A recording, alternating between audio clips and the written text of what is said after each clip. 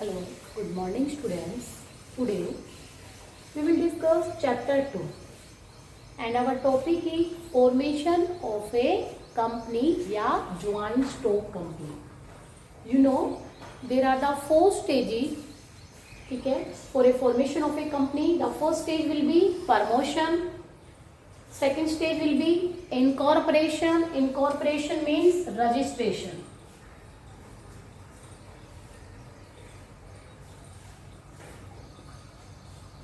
Third stage will be capital subscription stage. Fourth, commencement of business. We have already discussed promotion stage. ठीक है. So today we will discuss second stage, incorporation stage या फिर registration stage. क्योंकि जैसे ही company format हो जाती है, उसकी प्रमोशन स्टेज फुलफिल हो जाती है. प्रमोशन का मतलब होता है कि कंपनी को स्टैब्लिश करने से पहले हम जो भी ऑल ओवर एक्टिविटीज परफॉर्म करते हैं, all these activities call the promotion, and a person who perform all these activities call the promoter. तो बेटा प्रमोशन के लिए हमने पूरा बिजनेस का एक लेआउट हमने तैयार कर लिया, रिसोर्सेज अरेंज कर लिए, ठीक है, सब कुछ हो गया, हमारा बिजनेस का सेटअप रेडी हो गया. अब हमें क्या लेना है गवर्नमेंट से, रजिस्ट्रार से क्या लेना है, रजिस्ट्रेशन सर्टिफिकेट. क्योंकि जब तक आपका रजिस्ट्रेशन नहीं होता तब तक आप बिजनेस को स्टार्ट नहीं कर सकते, कंपनी स्टार्ट नहीं कर सकते. तो इन सेकेंड स्टेज में इनकॉर्पोरेशन स्टेज है. It means how we obtain the registration certificate from the registrar, what steps we should follow, ठीक है. सो ये सब चीजें हम आज इस सेकेंड टॉपिक में यानी सेकेंड जो स्टेप है उसमें रीड करेंगे. कहता है incorporation stage after promotion we apply to registrar for getting the registration certificate. कहता when we apply the registrar for getting the registration certificate, then we fulfill following steps. First, कहता है filing of necessary documents, यानी necessary documents को file करके fill करके आप registrar के पास क्या करोगे, डिपॉजिट करोगे. कौन कौन से डॉक्यूमेंट्स आप फिल करोगे, कौन कौन से डॉक्यूमेंट. सबसे फर्स्ट ऑफ ऑल आता है कि आपका मेमोरेंडम ऑफ एसोसिएशन डॉक्यूमेंट. जितने भी आपकी कंपनी में डायरेक्टर्स हैं उन डायरेक्टर्स का विद एड्रेस पूरी डिटेल, ठीक है. इसके साथ साथ कंपनी में किस पर्पज से कंपनी अपना कहाँ हेड ऑफिस ओपन कर रही है या कंपनी का जो नेम है, ठीक है, वो क्या कंपनी ने अपना नेम डिसाइड किया है, कंपनी के कौन कौन डायरेक्टर्स हैं, कंपनी का memorandum of association document, company का आर्टिकल ऑफ एसोसिएशन डॉक्यूमेंट, ठीक है, अथोराइज कैपिटल की प्रॉपर स्टेटमेंट, और लास्ट में एक written declaration, hand written declaration देते हैं कि we fulfil all the legal formalities, ठीक है, विच आर मैंडेटरी. जो मैंडेटरी थी फुलफिल करने की वो सारी लीगल फॉर्मेलिटीज एंड सारे डॉक्यूमेंट्स हमने प्रिपेयर कर लिए हैं. ये रिटन डिक्लेरेशन भी हमें देनी होती है. रजिस्ट्रार क्या करता है, इन सबको चेक भी करेगा. तो हम तो क्या करते हैं, अलोंग विद एप्लीकेशन फॉर्म ये सारे डॉक्यूमेंट्स अटैच करके रजिस्ट्रार के पास डिपॉजिट कर देते हैं. उसको बोला जाएगा फिलिंग ऑफ नेसेसरी डॉक्यूमेंट्स. कहता है कि जैसे हम रजिस्ट्रेशन सर्टिफिकेट के लिए अप्लाई करते हैं, तो रजिस्ट्रेशन सर्टिफिकेट के लिए जब आप अप्लाई करेंगे तो हम एक एप्लीकेशन फॉर्म फिल करेंगे. एप्लीकेशन फॉर्म के साथ यानी along with application form we deposit following documents to the registrar. कौन कौन से डॉक्यूमेंट्स आप डिपॉजिट करोगे एप्लीकेशन फॉर्म के साथ. फर्स्ट आता है मेमोरेंडम ऑफ एसोसिएशन, सेकंड आता है आर्टिकल ऑफ एसोसिएशन. मैं ये डॉक्यूमेंट्स आपको इसके बाद स्टेप बाय स्टेप डिटेल से भी कराऊंगी. Article of association. Third, statement of authorised capital, कि कंपनी सेबी ने कितनी अथोराइज कैपिटल यानी हमारे बिजनेस को दे रखी है, उस अथोराइज कैपिटल की स्टेटमेंट, ठीक है. A list of directors with their name, address and occupation, age यानी डायरेक्टर्स की प्रॉपर डिटेल. उसके बाद डायरेक्टर्स की रिटन डिक्लेरेशन कि we are the directors of this company, और उसके बाद एक रिटन डिक्लेरेशन देते हैं कि we fulfil all legal formalities. All these documents is also attached with application form and deposit to the registrar के ऑफिस में हम उसको डिपॉजिट कर देते हैं. तो ये फर्स्ट स्टेप है कि नेसेसरी डॉक्यूमेंट्स को हम रजिस्ट्रार के पास डिपॉजिट करते हैं. क्लियर. उसके बाद पेमेंट ऑफ फीस. बेटा अलोंग विद नेसेसरी डॉक्यूमेंट्स के साथ आपको रजिस्ट्रेशन की फीस भी रजिस्ट्रार के पास डिपॉजिट करनी होती है। रजिस्ट्रेशन की जो फीस होती है वो बिजनेस टू बिजनेस वरी करती है। क्यों? क्योंकि बिजनेस के साइज और अथोराइज कैपिटल के अकॉर्डिंग रजिस्ट्रेशन फीस भी डिफरेंट होती है। आपके बिजनेस के अकॉर्डिंग जो रजिस्ट्रेशन फीस डिसाइड की गई है वो रजिस्ट्रेशन फीस का डीडी बना के भी आप क्या करोगे, रजिस्ट्रार के पास डिपॉजिट कराओगे। तो along with necessary documents you submit registration fees to the registrar. Third आता है रजिस्ट्रेशन। अब हमारा रजिस्ट्रार क्या करता है कि इन सारे डॉक्यूमेंट्स को वेरीफाई करता है, क्रॉस वेरिफिकेशन करता है, चेक करता है कि जो डॉक्यूमेंट्स आपने एप्लीकेशन फॉर्म के साथ अटैच किए थे वो बिल्कुल आपके बिल्कुल एक्यूरेट है या नहीं है। उन ऑल ओवर डॉक्यूमेंट्स को क्या करता है, चेक करता है, आपकी फीस को भी चेक करेगा। If registrar are satisfied with your documents and registration fees then registrar आपको रजिस्ट्रेशन सर्टिफिकेट क्या कर देता है, इशू कर देता है। First of all registration certificate issue करने से पहले आपकी कंपनी का नेम वो अपने रजिस्टर में मेंशन करेगा। उसके बाद वो एक रजिस्ट्रेशन सर्टिफिकेट आपको क्या कर देता है, इशू कर देता है। रजिस्ट्रेशन हो गया, जैसे आपकी कंपनी का नाम उसने अपने रजिस्ट्रेशन सर्टिफिकेट में मेंशन किया, बेटा वहीं पे ही आपकी कंपनी का रजिस्ट्रेशन हो गया। उसके बाद फोर्थ आता है सर्टिफिकेट ऑफ इनकॉर्पोरेशन।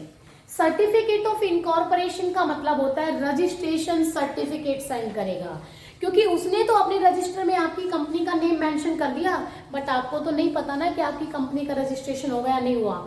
तो फिर रजिस्ट्रार आपको एक रजिस्ट्रेशन सर्टिफिकेट इशू करेगा।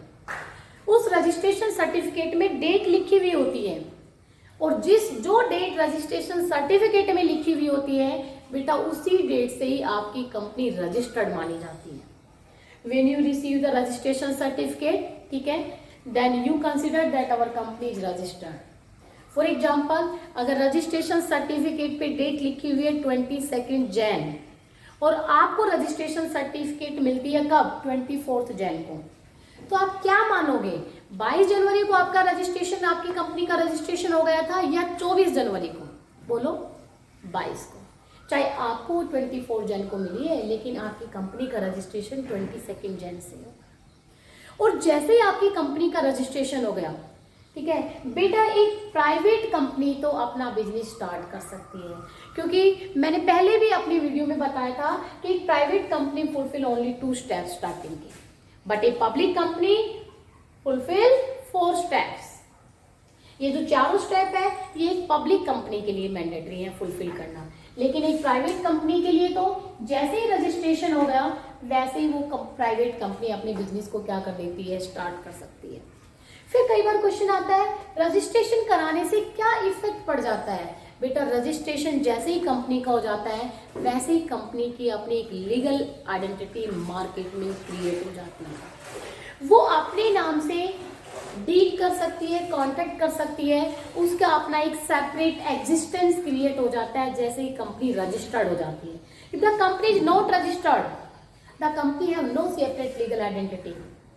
अपने नाम से वो कॉन्ट्रैक्ट नहीं कर सकती, अपने नाम से वो कोई डील नहीं कर सकती है, इसलिए रजिस्ट्रेशन कराने का सबसे बड़ा बेनिफिट हमें यही मिलता है। ठीक है, तो यहाँ पर हमारी कंपनी का क्या हो गया, रजिस्ट्रेशन हो गया। बड़ी इजी सी प्रोसेस है, कोई ऐसा डिफिकल्ट नहीं है। कैसे करते हो?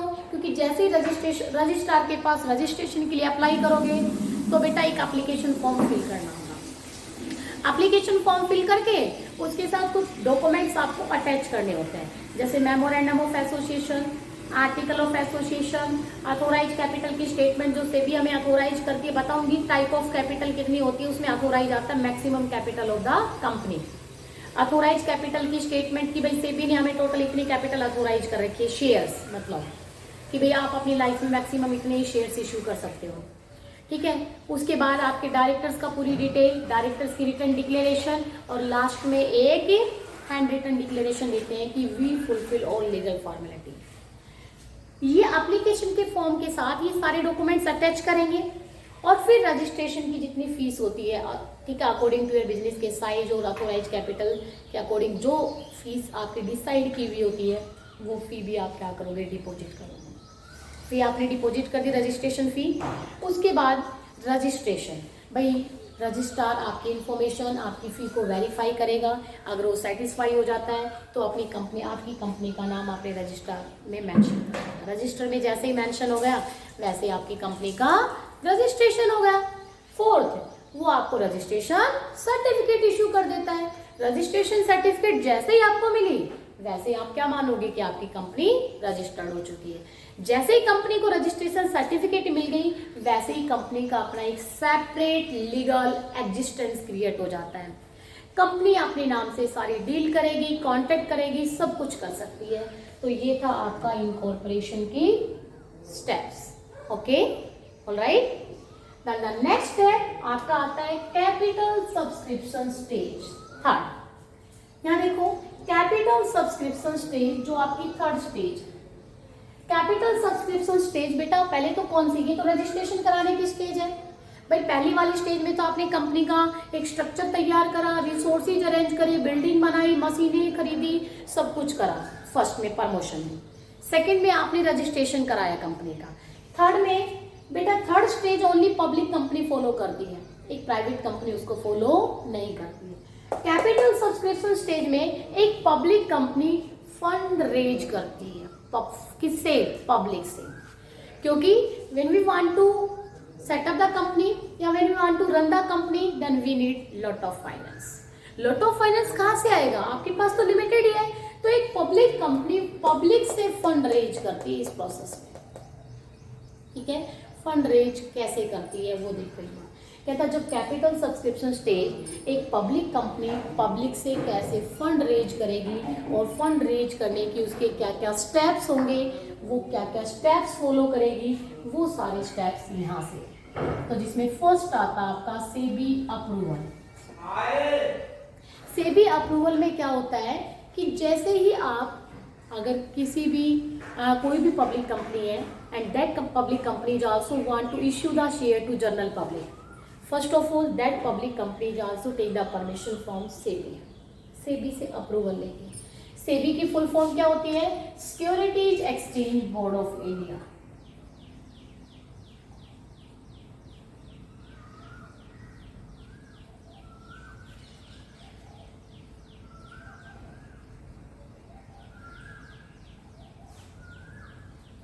नाइनटीन 92 में स्टैब्लिश हुई थी। Securities exchange board of India बेटा ये कॉर्पोरेट सेक्टर की गवर्नमेंट है।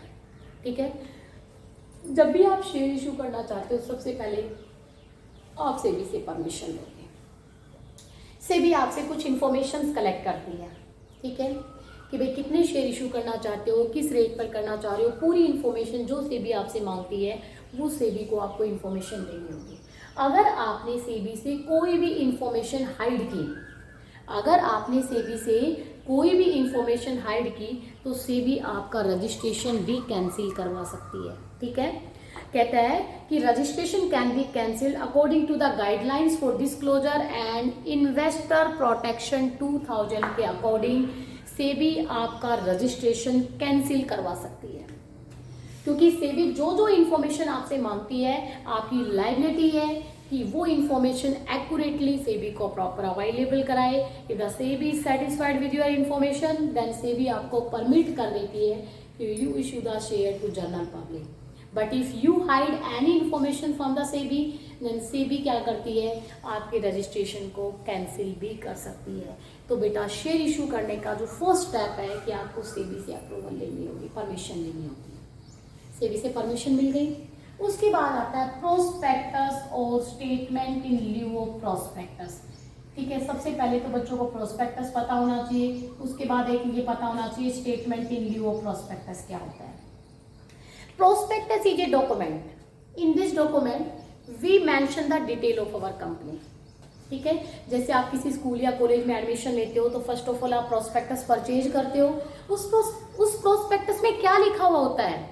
उस प्रोस्पेक्टस में कंपनी की पूरी डिटेल लिखी हुई होती है, स्कूल की पूरी इंफॉर्मेशन मेंशन होती है, कहाँ कहाँ स्कूल की ब्रांच है, क्या क्या स्टूडेंट्स, क्या क्या अचीवमेंट्स है, पूरी स्कूल की इंफॉर्मेशन होती है प्रोस्पेक्टस को। सेम एज इट इज यानी डिटो क्या होता है? कंपनी में भी प्रोस्पेक्टस होता है। उस प्रोस्पेक्टस में कंपनी की पूरी डिटेल मेंशन की जाती है। और before issue the share first of all एक पब्लिक कंपनी ये प्रोस्पेक्टस पब्लिक में इशू करती है, ताकि प्रोस्पेक्टस की इंफॉर्मेशन को रीड करके, ठीक है, इंटरेस्टेड पर्सन शेयर के लिए क्या करे, अप्लाई कर सके। तो इट मीन्स प्रोस्पेक्टस इशू करेगी कंपनी।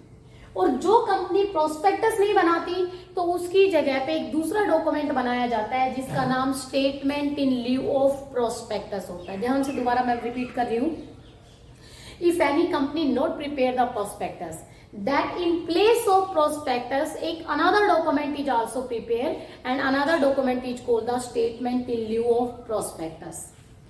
क्या प्रोस्पेक्टस बनाना एक पब्लिक कंपनी के लिए मैंडेटरी है? नहीं, क्योंकि अगर पब्लिक कंपनी पब्लिक में शेयर इशू करके फंड रेज कर रही है तो उसके लिए प्रोस्पेक्टस इशू करना मैंडेटरी है। लेकिन अगर पब्लिक कंपनी किसी दूसरे मेथड से अपने किसी रिलेटिव नॉन पर्सन से ही फंड रेज कर लेती है तो बेटा उसको प्रोस्पेक्टस बनाना जरूरी नहीं है।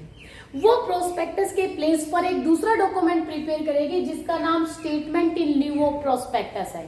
फिर आपके माइंड में आता है कि मैडम जो वो पब्लिक में शेयर इशू नहीं कर रही तो फिर वो क्यों बनाती है?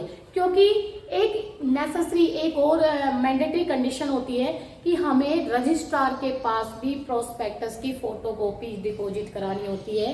रजिस्ट्रार के पास भी हमें प्रोस्पेक्टस की डिटेल डिपॉजिट करानी है। अब प्रोस्पेक्टस तो तब बनाया जाता है जब हमें पब्लिक में शेयर इशू करने होते हैं। अब पब्लिक में तो आप शेयर इशू कर ही नहीं रहे, लेकिन रजिस्ट्रार के पास तो डिपॉजिट कराओगे ना पूरी कंपनी की इंफॉर्मेशन। तो फिर उस केस में आप प्रोस्पेक्टस की जगह पे एक दूसरा डॉक्यूमेंट प्रिपेयर करते हो जिसका नाम statement in leave of prospectus है। ये भी प्रोस्पेक्टस की तरह ही होता है, इसमें भी कंपनी की पूरी डिटेल मेंशन होती है। तो रजिस्ट्रार के पास फिर हम ये डिपॉजिट करा देते हैं, लेकिन statement in leave of prospectus को कभी पब्लिक में इशू नहीं किया जाता है बेटा। ऑलवेज प्रोस्पेक्टस इशू करते हैं, कभी भी statement in leave of prospectus को इशू नहीं करेंगे, ठीक है। तो यहाँ पर कंपनी जैसे ही सेबी से मुझे परमिशन मिल गई शेयर इशू करने की, तो फिर कंपनी अपना प्रोस्पेक्टस बनाती है पब्लिक में शेयर इशू करने के लिए। लेकिन अगर किसी कंपनी ने पब्लिक में शेयर इशू नहीं करने हैं तो फिर वो अपना statement in lieu of prospectus बनवा लेती है। Statement in lieu of prospectus की पूरी इंफॉर्मेशन यानी पूरी कंपनी की डिटेल मेंशन करके और रजिस्ट्रार के पास क्या कर देती है, डिपॉजिट कर देती है। उसके बाद अब प्रोस्पेक्टस इशू हो गया, ठीक है। अगर पब्लिक से शेयर इशू करने हैं तो प्रोस्पेक्टस इशू कर दिया। उसके बाद बेटा थर्ड स्टेज आती है, minimum subscription is very very important stage है, वेरी वेरी इंपॉर्टेंट स्टेज है। कई बार 3 मार्क्स में इसी अकेले के बारे में पूछा जाता है। ध्यान से मेरे बच्चे अच्छे से सुनना इस चीज को, क्योंकि सेबी ने एक रूल बना रखा है, जब कंपनी शेयर इशू करती है पब्लिक में तो शेयर इशू करने से पहले उस कंपनी ने प्रोस्पेक्टस इशू कर दिया। प्रोस्पेक्टस को रीड करके जो भी इंटरेस्टेड पर्सन है वो कंपनी में शेयर परचेज करने के लिए अप्लाई करेंगे। जब अप्लाई करेंगे तो प्रोस्पेक्टस के पीछे ही एप्लीकेशन फॉर्म लगा होता है, उस एप्लीकेशन फॉर्म को वहां से निकालेंगे, उसको फिल करेंगे और शेयर के लिए कंपनी के पास अप्लाई कर देते हैं। जब अप्लाई करेंगे तो जितने शेयर्स के लिए अप्लाई कर रहे हैं उतने शेयर्स का मिनिमम 25% वो जरूर एप्लीकेशन फॉर्म के साथ ही एप्लीकेशन की अमाउंट भी सेंड करेंगे। ये चीजें मैंने पहले भी बता रखी हैं, सेंड करेंगे। फिर एक फिक्स डेट तक एप्लीकेशंस मांगी जाती है कि भाई 17 जनवरी तक आपको एप्लीकेशंस देनी है। 17 जैन तक जितनी भी एप्लीकेशंस आई है वो आ गई। 18 जैन को क्या किया जाता है, उन सब एप्लीकेशंस को ओपन किया जाता है कि कितनी एप्लीकेशंस मेरे पास आई, ठीक है। अगर एक रेपुटेटेड कंपनी है तो हो सकता है जितने शेयर सामने इशू करें उससे मोर एप्लीकेशंस आपके पास आ सकते हैं, क्योंकि more and more public share purchase करना चाहती है। लेकिन अगर कंपनी की रेपो अच्छी नहीं है तो एप्लीकेशंस कम भी आ सकती है और भाई बराबर भी आ सकती है। अगर 1000 शेयर इशू करे तो मे बी 1000 भी आ सकती है, 1500 भी आ सकती है, 900 भी आ सकती है, कितनी भी आ सकती है। अब क्वेश्चन आता है कि मिनिमम सब्सक्रिप्शन क्या होता है। कहता सेबी ने एक रूल बना रखा है कि जितने शेयर आप इशू करते हो उतने शेयर का मिनिमम 90% एप्लीकेशंस रिसीव करना मैंडेटरी है। If the company not receive 90% applications of the issue of shares then that company can't allot the share to the general public. This is called the minimum subscription. कहता minimum subscription में सेबी ने एक rule बना रखा है, जब company जितने भी शेयर जनरल पब्लिक को इशू करती है उतने शेयर्स का 90% एप्लीकेशंस रिसीव करना मैंडेटरी है। जिस दिन हमने शेयर इशू की है विद इन 120 डेज के अंदर अंदर मुझे 90% अमाउंट रिसीव करना जरूरी है। अगर मैंने 90% एप्लीकेशन रिसीव नहीं की तो we can't allot the share to general public. ठीक है, तो फिर जितनी भी एप्लीकेशंस मेरे पास आई हुई है, मान लो 80% आई, 70% आई, उन सब का पैसा भी नेक्स्ट 10 डेज यानी 130 डेज ही हो गए, फिर नेक्स्ट अगले 10 दिन के अंदर अंदर जो पैसा आया हुआ है, जितने भी शेयर खरीदने के लिए एप्लीकेशंस मेरे पास आई हुई है, नेक्स्ट 10 डेज के अंदर अंदर वो एप्लीकेशंस भी मुझे एक रिग्रेट लेटर के साथ वापिस पब्लिक को रिटर्न करनी होगी। इफ नॉट रिटर्न, ठीक है, all these amount within 10 days, then आपको 12% इंटरेस्ट के साथ वो अमाउंट क्या करनी होगी, रिटर्न करनी होगी। समझ आ गया? तो बेटा अगर उसको बोला जाता है मिनिमम सब्सक्रिप्शन। फिर कई बार क्वेश्चन आता है, मैडम सेबी ने ऐसा क्यों रूल बनाया कि जब भी कंपनी शेयर इशू करे तो जितने शेयर इशू करती है उसकी 90% अमाउंट रिसीव करना मैंडेटरी है, ताकि कंपनी के पास इतना पैसा तो आ जाए कि उसकी मिनिमम रिक्वायरमेंट फुलफिल हो, हर बार शेयर इशू करने की प्रॉब्लम फेस ना करनी पड़े। क्योंकि अगर मान लो कंपनी की रेपो अच्छी नहीं है, कंपनी के पास तो बस 30% की शेयर, यानी मैंने शेयर अप्लाई करे 1000 और 30% एप्लीकेशन आ गई, ठीक है, तो 300 शेयर खरीदने की एप्लीकेशन आ गई, मैंने 300 लोगों को शेयर अलॉट कर दी, भाई 700 तो मैं अपने पास ही रखूँ, कोई खरीदना ही नहीं चाह रहा, ऐसे थोड़ी ना फेंकूंगी मार्केट में। 700 मैंने अपने पास रख लिए, 300, अब 300 से जो पैसा है तो कम ही पड़ेगा। फिर आप फिर शेयर इशू करोगे, फिर 200 आ गए, डेली शेयर इशू करते रहोगे तो आपका बहुत सारा टाइम, आपका पैसा वेस्ट हो रहा है शेयर इशू करना, क्योंकि लेंदी प्रोसेस होती है। इसलिए सेबी ने रूल बना दिया कि भाई मिनिमम 90% आपको अमाउंट रिसीव करना जरूरी है। अब फिर क्वेश्चन बच्चे पूछते हैं, मैडम एक बात बताओ, भाई जिन कंपनियों की रेपो है उनको तो कोई दिक्कत नहीं आ जाती है, जिनकी रेपो नहीं है और जिनके इतने कम आ रहे हैं वो शेयर भी अलॉट नहीं कर सकते, तो फिर उनके पास क्या ऑप्शन है, वो कैसे जनरल पब्लिक में शेयर इशू करेंगे? भाई उनके पास एक ऑप्शन है अंडरराइटर का। कौन सा ऑप्शन है? अंडरराइटर का। स्टूडेंट्स वो अंडरराइटर से कॉन्ट्रैक्ट करेंगे, और अंडरराइटर कोई पर्सन, कोई इंस्टीट्यूशन या पार्टनरशिप फर्म भी हो सकती है, ठीक है, जिसका मेन काम होता है कंपनी से कॉन्ट्रैक्ट करें और उसके शेयर्स पब्लिक में इशू करें। जितने शेयर्स पब्लिक में इशू होते हैं वो इशू हो जाएंगे, बाकी ऑल ओवर शेयर्स अंडरराइटर खुद परचेज कर लेगा, ठीक है, और कंपनी को तो पैसा दे देता है कि मैंने आपके इतने शेयर इशू कर दिए, इस रेट से ये पैसे, और उस सारे काम के बदले में अंडरराइटर अपना कमीशन लेता है कंपनी से। तो फिर वो कंपनी किसकी हेल्प लेगी? अंडरराइटर की हेल्प लेती है, और अंडरराइटर के थ्रू वो शेयर्स क्या कर देती है? इशू कर देती है। अब ध्यान से सुनो एग्जांपल के साथ। मिनिमम सब्सक्रिप्शन का मतलब होता है 90% of the size issue, 90% of size issue, यानी जितने शेयर आपने इशू किए हैं उसका 90% आपको रिसीव करना मैंडेटरी है। फॉर एग्जांपल है, मैंने 1000 शेयर इशू किए at the rate of ₹10 each, 900 अपनी 1000 का 90%, 900 शेयर्स की एप्लीकेशन रिसीव करना आपके लिए मैंडेटरी होगा। ये आपकी मिनिमम सब्सक्रिप्शन है। 900 शेयर है, कितना रेट? 10 का, तो 9000 रुपये आपके लिए रिसीव करना बेटा बहुत जरूरी है, उसी को मिनिमम सब्सक्रिप्शन का है। जब भी हम जितने भी शेयर इशू करते हैं उतने शेयर का 90% आपको रिसीव करना मैंडेटरी है, that is the minimum subscription. अगर ये पैसा आपको जिस दिन शेयर इशू करते हो उस दिन से लेकर 120 डेज के अंदर अंदर ये पैसा आ जाना चाहिए।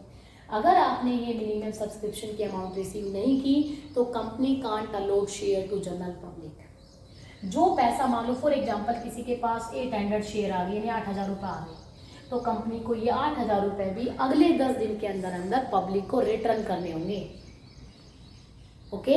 और अगर विद इन टाइम में कंपनी ने ये पैसा रिटर्न नहीं किया तो फिर बेटा इंटरेस्ट के साथ रिटर्न करने होते हैं। इसको बोला जाता है minimum subscription. Very very important term है। अच्छा, एक और बात होती है, भाई मैंने आपको बता भी दिया, ये इसलिए कंडीशन से भी नहीं लगा रखे ताकि कंपनी बार बार शेयर इशू करने की प्रोसेस ना फॉलो करे, क्योंकि शेयर इशू करने में आपका बहुत टाइम, बहुत सारे डॉक्यूमेंट्स और काफ़ी खर्चा भी होता है, ठीक है। इसलिए कंपनी ने या सेबी ने ये रूल बना दिया। अब मिनिमम सब्सक्रिप्शन को आपके अमाउंट रिसीव हो गई, तो application to stock exchange, you know there are the 24 stock exchange in India, ठीक है, and every stock exchange have terms and condition for registered the company in their own stock exchange. ठीक है, every company also want to register in any recognized stock exchange, but only those company registered in stock exchange who fulfill the terms and condition of the stock exchange. If any company not fulfill the terms and condition of the stock exchange, then the stock exchange not register the name of this company in, ठीक है, in its own exchange. कहता है भाई जब भी company public में share issue करती है तो उस पब्लिक कंपनी के लिए मैंडेटरी होता है कि वो किसी भी रिकॉग्नाइज्ड स्टॉक एक्सचेंज में अपनी कंपनी का नाम रजिस्टर्ड कराए. लेकिन कहता है इंडिया में तो 24 स्टॉक एक्सचेंज है, किसमें कराए भाई? हर स्टॉक एक्सचेंज का अपने अपने क्राइटेरिया है कि कंपनी की इतनी नेटवर्थ होनी चाहिए, इतना टर्नओवर होना चाहिए, इतना प्रॉफिट होना चाहिए. आपकी कंपनी जिस स्टॉक एक्सचेंज के क्राइटेरिया को भी फुलफिल कर रही है उस स्टॉक एक्सचेंज में सबसे पहले आप अपनी कंपनी का नेम रजिस्टर्ड कराएं. ठीक है, जैसे ही आपने नेम रजिस्टर्ड हो गया, ठीक है, उसके बाद आप क्या कर सकते हो? शेयर अलॉट कर सकते हो. क्योंकि जब तक आपकी कंपनी का नाम रजिस्टर्ड नहीं होता है तब तक आप शेयर भी अलॉट नहीं कर सकते. अलॉट का मतलब शेयर, लोगों को शेयर दे नहीं सकते. तो यहाँ पर आप किसी स्टॉक एक्सचेंज में अपनी कंपनी का नाम रजिस्टर्ड कराओ. बेटा सबसे टॉप का जो स्टॉक एक्सचेंज है वो बॉम्बे स्टॉक एक्सचेंज है. उससे नीचे वाला national stock exchange of India है और उससे नीचे तो बहुत सारे एक्सचेंज हैं. आप किसी में भी अपनी कंपनी का नाम रजिस्टर्ड करा सकते हो. यानी आपकी कंपनी जिस स्टॉक एक्सचेंज के क्राइटेरिया को फुलफिल कर रही है वहीं पर ही आप अपनी कंपनी का नाम रजिस्टर्ड कराते हो. रजिस्टर्ड हो गया. उसके बाद आता है allotment of shares. Allotment of shares में क्या होता है कि we allot the share to public. अब जैसे ही उस पब्लिक को शेयर अलॉट कर दिया तो वो पब्लिक क्या बन गई? शेयर होल्डर्स बन गई कंपनी के. इट मीन्स ओनर्स बन गई. ठीक है, सो इन 5th पॉइंट में अलॉटमेंट ऑफ शेयर्स का मतलब कि the company allot the share to general public according to their requirement. जिन जिन लोगों ने जितने जितने शेयर्स के लिए अप्लाई किया था उन लोगों को कंपनी शेयर्स क्या कर देती है? अलॉट कर देती है. और जैसे ही शेयर अलॉट कर दिए जाते हैं वैसे ही, ठीक है, all these person is also become the share holder of the company. और जैसे ही शेयर होल्डर बन गए तो फिर उसके बाद वो कंपनी के ओनर बन जाते हैं, प्रॉफिट में पार्टिसिपेट करते हैं, डिसीजन मेकिंग में पार्टिसिपेट करते हैं. ठीक है, ये सारे काम वो करने स्टार्ट कर देते हैं. जैसे मान लो मैंने 2000 शेयर के लिए अप्लाई किया तो कंपनी मुझे 2000 शेयर अप्लाई कर देती है. किसी को 2000 हो सकता है, कंपनी किसी को कम भी दे देती है, प्रोरेटा बेस पर भी दे देती है, लेकिन शेयर अलॉट करती है. सो बेटा ये 3rd स्टेज. अब कंपनी के पास शेयर अलॉट कर दिया तो अलॉटमेंट का भी पैसा आ गया. कंपनी के पास कोई कैपिटल सब्सक्रिप्शन स्टेज होती कौन सी स्टेज है? कैपिटल सब्सक्रिप्शन स्टेज वो स्टेज होती है जिसमें कंपनी फंड रेज कर रही है पब्लिक से. तो सबसे पहले शेयर इशू करने से पहले सेबी से परमिशन लेगी. परमिशन मिलने के बाद जनरल पब्लिक में प्रोस्पेक्टस इशू करेगी. प्रोस्पेक्टस इशू करने के बाद वो देखेगी कि क्या प्रोस्पेक्टस इशू करने के बाद लोगों ने शेयर खरीदने के लिए मेरे पास अप्लाई किया, क्या मेरे पास मिनिमम सब्सक्रिप्शन की अमाउंट आ गई है. अगर आ जाती है तो फिर वो किसी स्टॉक एक्सचेंज में अपना नाम रजिस्टर्ड कराएगी. ठीक है, 10 सप्ताह के अंदर अंदर नाम रजिस्टर्ड कराना जरूरी है. ठीक है, रजिस्टर्ड हो गया स्टॉक एक्सचेंज में तो वैसे ही वो पब्लिक को क्या कर देती है? शेयर अलॉट कर देती है. 25% पैसा तो एप्लीकेशन के पास साथ सेंड करना पड़ता है पब्लिक को. और जैसे ही कंपनी अलॉट करेगी उनको शेयर तो अलॉटमेंट के टाइम पे भी 25% पैसा फिर दे देते हैं. तो कंपनी के पास फंड आता रहता है. फिर बाकी 50% अमाउंट कंपनी अपनी 2 नेसेसरी कॉल्स पर, यानी फर्स्ट कॉल और सेकंड कॉल पर भी पैसा मंगवा सकती है. सो बेटा ये थी आपका 3rd स्टेज, फंड रेज करने की स्टेज, जिसको हम कैपिटल सब्सक्रिप्शन स्टेज भी बोलते हैं. And that stage is follow only और ओनली ए पब्लिक कंपनी. एक प्राइवेट कंपनी स्टेज को फॉलो नहीं करती है. ओके, आई होप, ठीक है, you understand all this topic. If you have any doubt, ठीक है, in all this topic, then please call me and send message. ठीक है, definitely I will solve all your doubts. Okay, thank you students.